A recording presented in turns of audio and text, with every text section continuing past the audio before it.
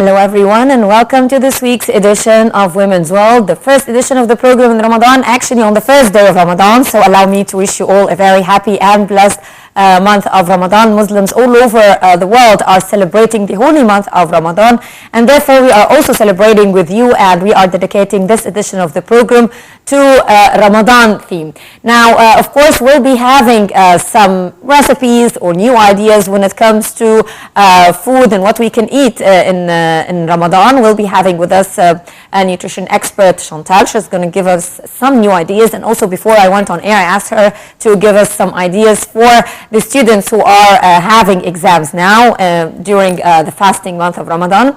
Also, we'll have the ingredients of how to make the watermelon juice, because this is a very refreshing juice in the hot summer days like these days.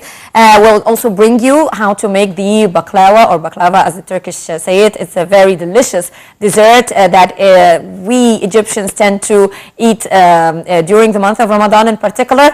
But first we're going to take a look at the press, and then we'll be right back. Stay with us.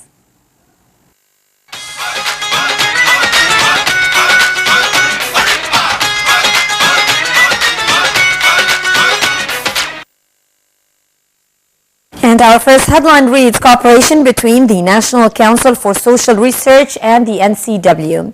As part of cooperation between the National Center for Social and Criminal Studies, chaired by Dr. Nisreen El-Bughdadi, and the National Council for Women, NCW, chaired by Dr. Maya Morsi, a cooperation protocol was signed between both councils to enhance the status of Egyptian women.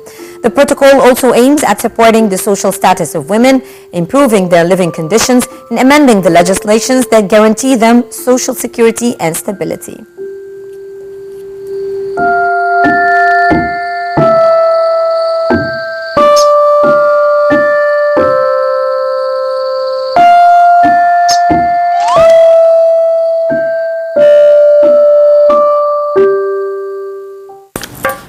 And Dr. Maya Morsi says Shahinda Maklat's fought for her country. The National Council for Women, NCW, chaired by Dr. Maya Morsi, commemorated the passing away of political activist Shahinda Maklat, who was member of the National Council for Human Rights. Dr. Maya Morsi said that Maklat was a symbol of Egyptian women fighters, adding that she dedicated her life to serving her country.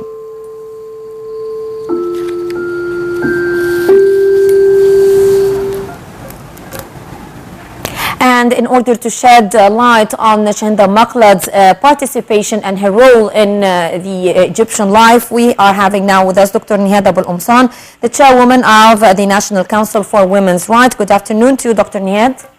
Good afternoon. Allow me first to wish you a very happy Ramadan, but unfortunately the passing away of Shahinda Maklat brought some tears to most of us, especially women who viewed her as a symbol of fighting and struggling. How do you see that? First of all, I'm a chair of Egyptian Center for Women's Rights. And for Shahinda Maklat, she was one of few solid defender of human rights and women's rights, especially farmers' rights. And Shahinda may have inspired generations in MENA region all for her stand for farmers' rights and human rights in general. And in personal level, I know that for more than 20 years, I learned from her a lot. She was very humble, very decent, although she was very strong in fighting for what she believed for. And actually she learned lots of groups. She was very supportive to many women groups and women defenders. And she's one of a few women who all the time accept for advice in very neutral way and a very supportive way. We have a great loss, but her legacy, her inheritance is very important for all of us. Okay, thank you very much, Dr. Nihad Abul Umsan, chairperson of the National Center for Women's Rights. And as you said, it's a huge loss for us Egyptians, especially Egyptian women. but her legacy continues, as you kindly mentioned. We move on with our press review. Arab Women Festival honors distinguished women. For the second consecutive year, the Arab Women Council for Social Responsibility held the Arab Women Festival in Beirut, Lebanon. The festival honored distinguished women in various fields who exerted efforts to achieve positive changes in the political, economic, and social fields.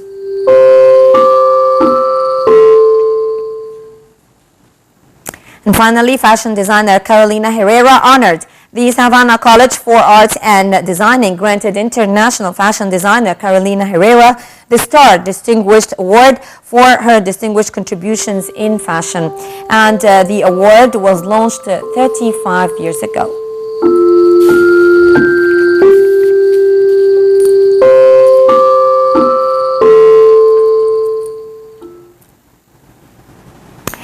Welcome back, and now in the upcoming segment we'll show you the ingredients of the watermelon juice and also how to make the baklawa. Stay with us.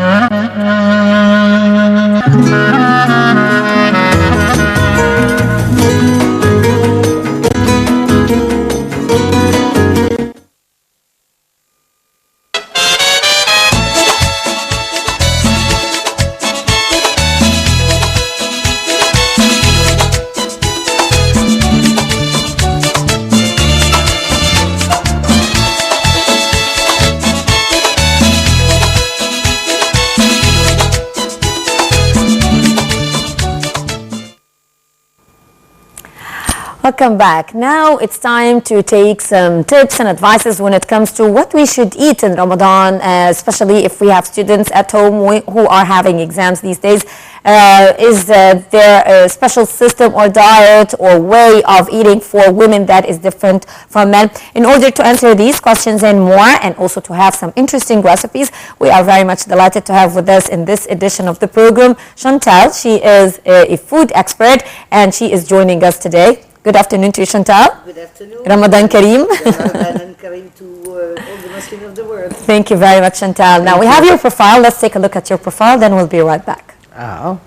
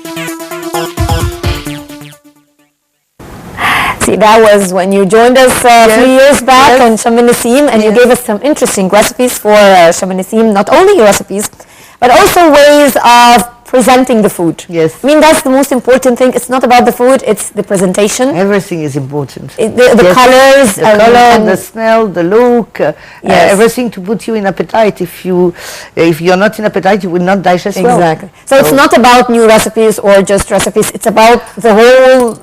they all complement each other. Exactly. Yes. And even an old recipe, you can turn it a little bit to something new if you present it differently. Okay. Yeah. So what do you have new for us today?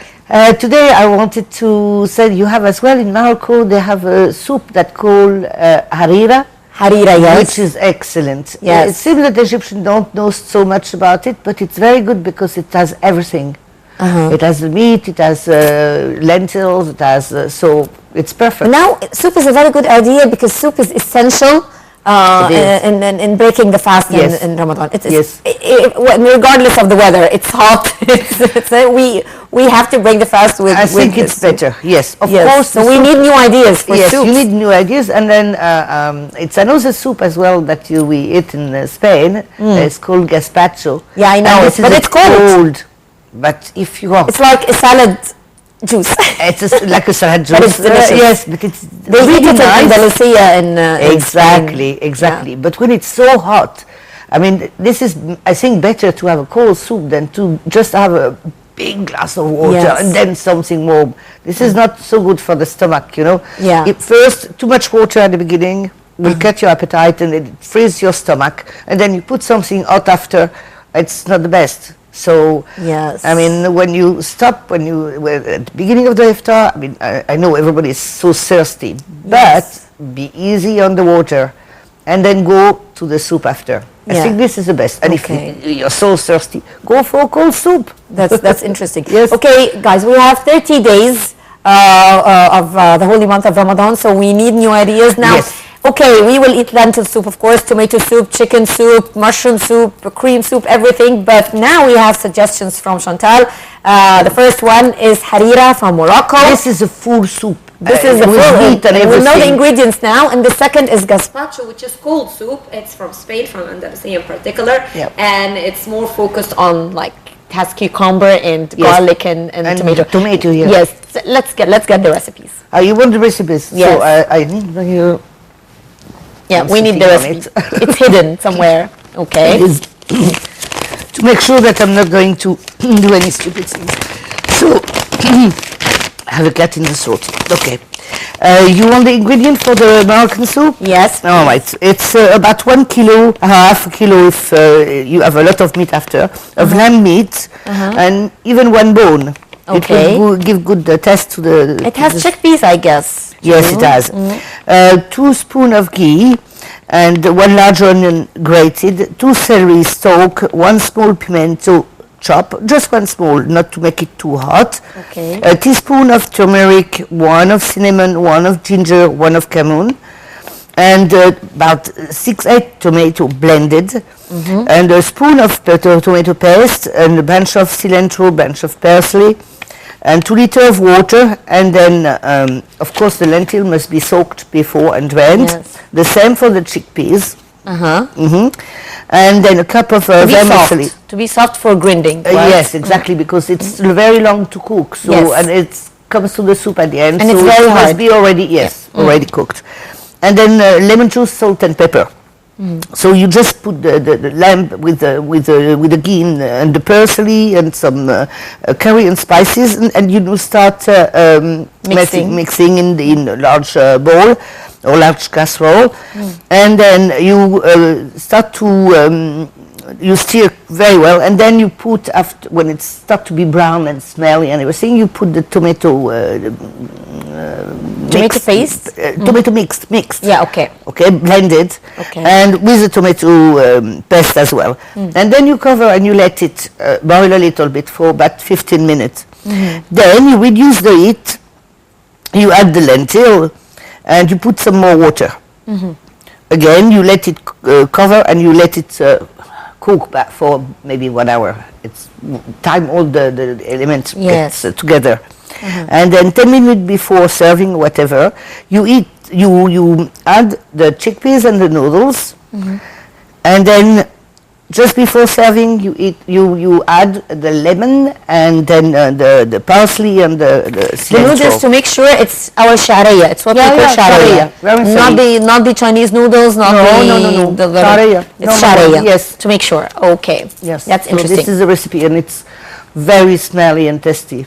Nice. And it's full because, and then it has all the nutritional elements. Exactly. Because sometimes I think the problem in Ramadan is when you have just soup and then you move immediately after to some some bricks or some sambusa or something like this, and then you move immediately to the meat, and then you have bread, and then you have macaron. Oh, poor body. I mean, this is too much and too quick. So what is good in this kind of soup, that you can have your soup and you can have a rest. Yes. And your body, your stomach as well. And you have everything in it. It has the protein, it has the vegetables, it has the carbs. Exactly. And 2 hours after you can have also meal, which is better. And I believe the spices also helps the appetite. Yes. Yes.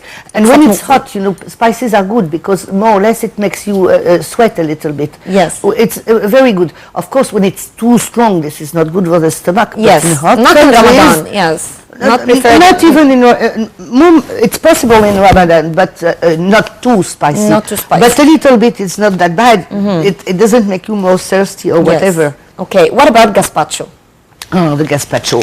I know it has tomato, it has cucumber, and it has garlic. Yes, what exactly. Else? It has about tomato, about 1.5 kilo of tomato, 2 cups of tomato juice as well. You can add; it's easier to blend. Yes. Then you have 2 small cucumber peeled, 1 spoon red onion.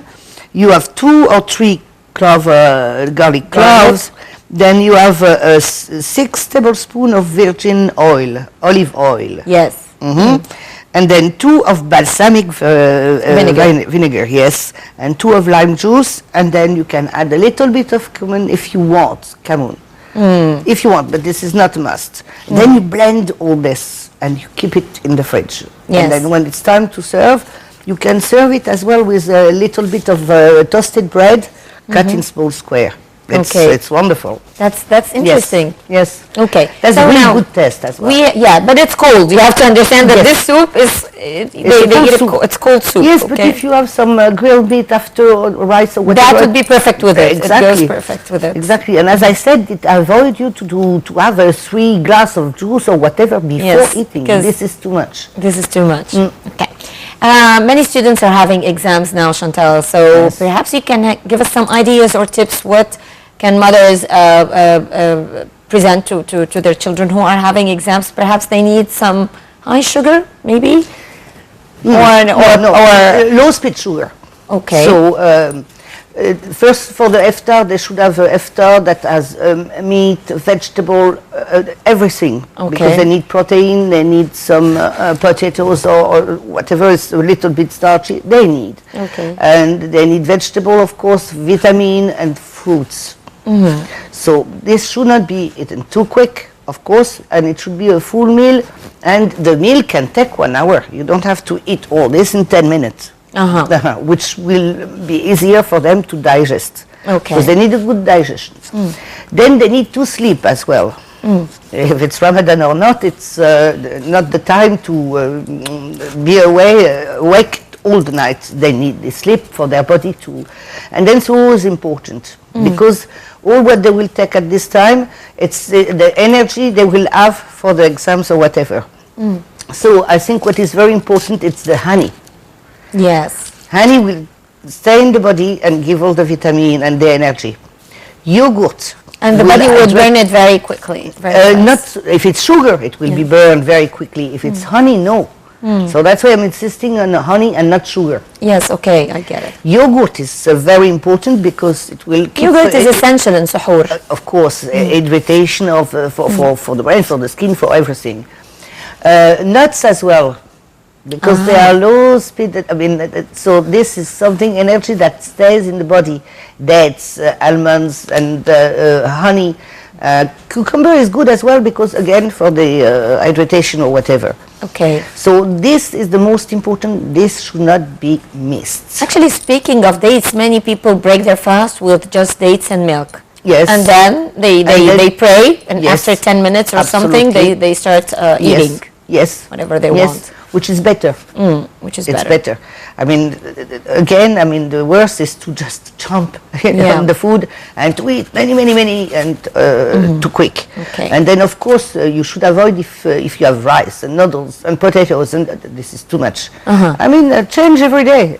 Yes, we need that. This is the problem. We get bored, with the same types of food that we usually eat. Perhaps try to plan the week or something that today you told me that potatoes. We can add new ideas that would actually change the taste or the whole recipe. Yes, for example, you are used to eat some French fries, for example. Okay. Okay, but why don't you do the same with batata, with sweet potatoes?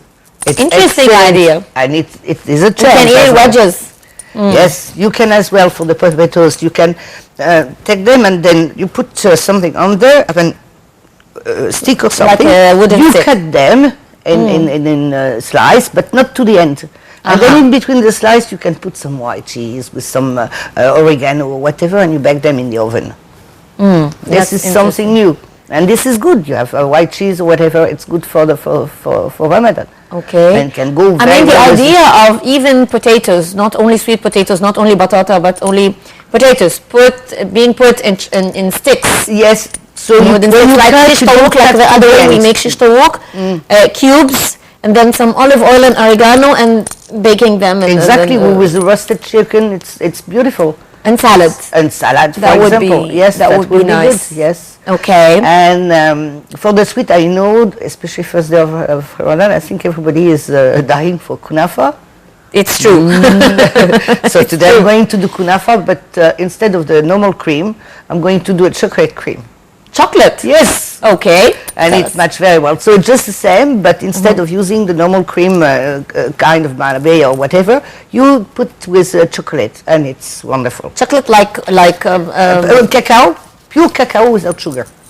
So we need to melt it first on the. I can give you the. I prepared this as well. On the stove. I mean on the stove. Yes. Yes, we need to melt it first. You start the kunafa as you do usually. You take the hair or whatever. Yes. Okay. Then you put some butter on it. Of course, melted butter, and then the cream you need half a liter of milk, 3 egg yolk, the yellow only, and then 100 gram of pure cacao.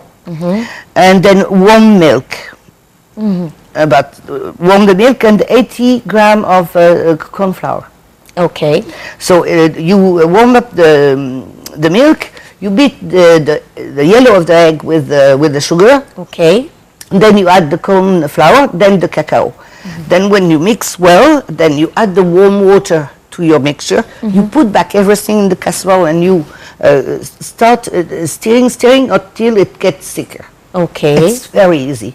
And then you use this cream instead of the ordinary cream on the kunafa. Exactly. And then you put the second coat of kunafa, more butter, and then at the end the syrup. Yeah, okay. After it's baked. You bake that's, and that's then interesting idea. Yes, it's different. It's different. It's so today you will have normal kunafa, tomorrow with chocolate, and then you can mix. You can make it with fruit even. Okay. It's beautiful. Nice. What about, do you have any new ideas for salads? Like, just give me one recipe for some, because salad is essential. Salad is essential, yes. Okay, here it's usually tomato and because pickles. it's hot these days. I believe that we don't need like the heavy salads that contain mayonnaise or so. We need more it's vegetable oriented. Yes, you can make as well. You know that the courgette, you can use them as well grated, and you can eat them raw as well. Okay. In a small quantity, of course. But you can use, for example, grated carrots, grated courgette, zucchini, grated little bit of grated cucumber, and then you can make a kind of Vietnamese sauce. A little bit of soja sauce, not too much because it is salty, so no more salt. A little bit of fish sauce, sesame oil, a lot of lemon, and then put a lot of coriander and mint. Nice. Okay. And full of lemon juice. Interesting. It's wonderful. Interesting. I believe this would be very refreshing in summer. It's very refreshing, yes, exactly. Yes, and tasty. Yes, and it goes very well, you know, if you eat some sambusak with it on the side. So this Vietnamese sauce, it works with the salad, it works with the sambusak as a dip. This salad, it could. Yeah. It could, but if you eat the sambusak, it's the time, you know, to have some time, a little bit of salad between, and it works very well together. That's very interesting. Well, unfortunately, our time is up, but you gave us some really interesting ideas for Ramadan. Thank you very much, Chantal. Thank you for coming. Welcome. And thank you, ladies and gentlemen, for joining us in today's edition of Women's World. Once again, happy Ramadan to all of you. Amal Al-Hamalawi signing off.